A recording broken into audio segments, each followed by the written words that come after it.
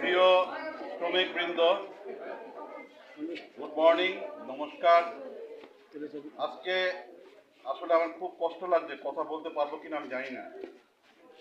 তো যেদিন থেকে শুনেছি যে আমি রাজকীয় বাগান থেকে বদলি হয়ে যাচ্ছি, সেদিন থেকেই আমার আসলে আর মন টিকতে ছিল না যে কি করব কি না। কারণ রাজকীয় বাগানকে আমার খুব আপন মনে হয় বিভিন্ন কারণে। আমি যখন এই বাগানে আসি